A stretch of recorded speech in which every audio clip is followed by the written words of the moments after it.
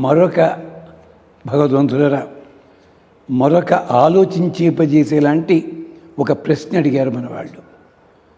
ఇది రెండు భాగాలుగా సమాధానం చెప్పుకోవాలి. మొదటిది ఏమిటంటే, ఏమండి నక్షత్రాలకి తారలకి తేడా ఏమిటి? నక్షత్రాలని చెప్పి ఓ మాట అంటారు, తారాబలం అని కొంటారు. నక్షత్ర బలం అని చెప్పకూడదా?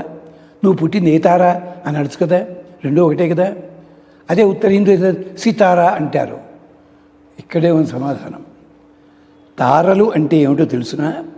తారాబలం అంటే తారలు పగటిపూట కూడా కనిపించవు, రాత్రిపూటే కనిపిస్తాయి తారలు. సినిమాల వాళ్ళని కూడా ఒకప్పుడు అదే అనేవారు. తారలు అంటే మేకప్ వేసుకుని సిల్వర్ స్క్రీన్ మీద కనిపిస్తేనే చూడగలం, బయట ఒళ్ళిచ్చేవారు కాదు. చమత్కరించారు తారలని. హిందీలో కూడా కొన్ని పదాలకి సకారం చేస్తే తప్ప కుదరదు వాళ్ళకి, అందుకని సితారే ఇలా వచ్చింది వాళ్ళకి కూడాను. అదే ఇంగ్లీష్లో కూడా స్టార్ కింద మారింది. తారాబలం అంటే ఏమిటి తెలుసా? నిజానికి తారలకి నక్షత్రాలకి పెద్ద తేడా లేదు. కానీ సృష్టి ప్రారంభంలో మొత్తము జలం మాత్రమే ఉండిపోయింది. మొత్తం అంతా కూడా నీళ్ళే, మనుషులు లేరు, జంతువులు లేరు, ఏమీ లేవు. అలాంటప్పుడు కృత్తిక మొదలైన నక్షత్రాలు ఉన్నాయి 27, వాటికి దేవతలు ఉన్నారు. వీళ్ళంతా ఈ జలము నుంచి మిగిలిన జంతువులు లాంటివి వెళ్ళలేకపోయి బయటికి. ఈ కృత్తికాది నక్షత్రములు 27 నక్షత్రములు ఈ నీళ్లల్లోంచి పైకి వెళ్ళిపోతూ ఊర్ధ్వలోకానికి ప్రసరించేశాయి. వాటి తాలూకు కాంతి ముక్కలు ముక్కలు ముక్కలుగా రకరకాల చోట్ల ఏర్పడింది.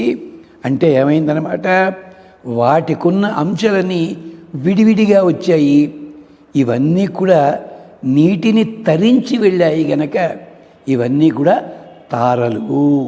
తారలయ్యాయి.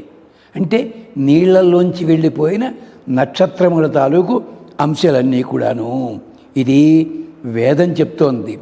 సలిలం వాయిదం అంతరాసీత్ యతతరం తత్ తారకాణం తారకత్వం.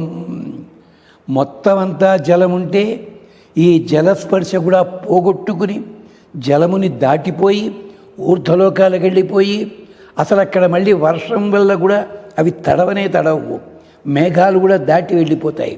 అందుకని వాటికి తారలు అని పేరు వచ్చింది. నక్షత్రములు విడిగా ఉన్నాయి, నక్షత్రముల అంశాలు. అంతేకాదు తరువాత మహర్షులు వచ్చారు, ప్రజాపతులు వచ్చారు, పతివ్రతలు అరుంధతి, అనసూయ, సుకన్య ఇలాంటి వాళ్ళు వచ్చారు. అంతేకాకుండా పుట్టిన వాళ్ళ లోపల ఉత్తమ గతికి చెందిన వీళ్ళంతా ఉన్నారు. వీళ్ళు కూడా సంసారం అనే సముద్రం నుంచి దాటి పైలోకాలకి వెళ్ళిపోయారు. అంటే సంసార సముద్రాన్ని తరించి వెళ్ళారు. ఒక కాంతి చుక్కల్లా ఉండిపోయారు అక్కడ. మనకి చూడండి, ప్రాచీన నాయకులు ఉంటారు, వాళ్ళందరూ మనకి ఇప్పుడు కనిపిస్తారా? ఎప్పుడో 7 తరాల కిందటి వాళ్ళు కనిపిస్తారా? వాళ్ళు మన మనస్సులో మెదులుతూ ఉంటారు.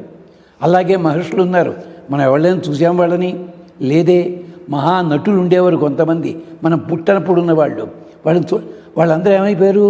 ఓ దృశ్య రూపంగా ఎక్కడో మిణుగు. అందుకని తారలు అంటే తారాబలం అండంలో అర్థం ఏమిటి? పూర్వీకులందరూ కూడా ఆ రూపంలో ఉంటారు అక్కడ. అందుకని సప్తర్షులు, పితృదేవతలు వీళ్ళందరూ కూడా తారలుగా ఉండిపోయారు.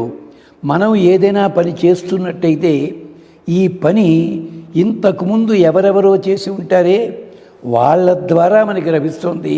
అందుకని దానివల్ల తారాబలము, వాళ్ళ బలము ఉంటూ ఉంటారు. మా నాన్నగారికి సంగీతం రాదండి, మా తాతగారికి కూడా సంగీతం రాదు, నాకే వచ్చింది అన్నాడు ఒక ఆయన. మీ నాన్నగారు తాతగారు ఎవరు సరిగే, మరి తాతగారి తండ్రి గారు ఉండేవారు, ముత్తాతగారు, ఆయన మహాసంగీత విద్వాంసుడే. అక్కడి నుంచి ఇక్కడికి వచ్చిందిరా నాయన అంటే మనకి తెలియదు. అంటే ఎంత దూరం నుంచి. అందుకనే ఒక ఇంగ్లీష్ కవి చెప్తాడు, behind a single voice the experience of multitudinous people resides అన్నాడు. అంటే ఇవాళ నువ్వు నోట్లోంచి మాట కొత్తది వచ్చిందంటే ఎక్కడి నుంచి కాదు, అల్లా. అది తారలంటే. తారలంటే అర్థం ఏమిటి? మనకంటే ముందున్నటువంటి దివ్య పురుషులందరూ కూడా అలా నక్షత్ర రూపంలో అక్కడ ఉండిపోయారు. అక్కడ తారల రూపంలో, చుక్కల రూపంలో మొత్తం అంతా వ్యాపించున్నారు. అందుకనే సముద్రంలో కెరటాలు లెక్క పెట్టలేము, ఆకాశంలో ఉండే ఆ తారకలని లెక్క పెట్టలేము. ఆ బలం మనకి బలం ఇస్తుంది ఎప్పుడు కూడా. దానికోసమే తారాబలం అన్నారు. నక్షత్రములు ఉన్నాయి. నక్షత్రానికి సంబంధించి ఈ మిగిలినవి ఎలా ఉంటాయో చెప్పడానికి మనకి ఖగోళ శాస్త్రంలో ఉన్నది శాస్త్రాలు ఉన్నాయి. గజవీధి అని, వానర వీధి అని, మరొకటని ఏ నక్షత్రాలు ఎలా ఉంటాయో కూడా చెప్పారు. ఇది తారాబలం. తారాబలం అంటే నీకు ఆరోగ్యాన్ని, ఐశ్వర్యాన్ని, దారి తప్పినట్టయితే అనారోగ్యాన్ని కూడా ఇచ్చి తీరుతుంది. అలాంటిది అది ఆకాశం చేరిన నక్షత్రముల అంశలే తారలు. అవన్నీ కూడా జలాన్ని ఛేదించుకుని వెళ్ళిపోయాడు. ధ్రువుడున్నాడు, ధ్రువ తార అంటాం, ధ్రువ నక్షత్రం అంటాం. అక్కడ నక్షత్రములో ధ్రువుడు లేడు, కానీ అల్లాడి వెళ్ళినవాడు నక్షత్రముతో సమానమైనవాడు. అందుకని ధ్రువతార అదనమాట వాళ్ళు. ఆ ధ్రువతార అంటే మనకి అర్థం కాక ఏదో మాట్లాడుకుంటాం మనం. ఇది తారాబలం అంటే. ఏ పదాన్ని తక్కువ చెయ్యకండి. అంటే ఏమిటి? మనకు విద్యార్థిగా ఉన్నాం, ఒక చదువుకున్న ఒక విద్యాలయంలో చాలా ఎదిగిపోయాం. 50 ఏళ్ల తర్వాత ఆ విద్యాలయానికి వచ్చాం. ఎవరు మనం గుర్తుపట్టరు. మనం కూడా ఆ విద్యాలయం సంబంధించి తారల వంటి వాళ్ళమే. అంతకుముందు ఎక్కడో ధరించేవాడు దాంట్లోంచి. ఇలాగే గుర్తుపెట్టుకోండి. ఇది తారాబలం మనకి క్షేమాన్ని కలిగిస్తుంది. స్వస్తి.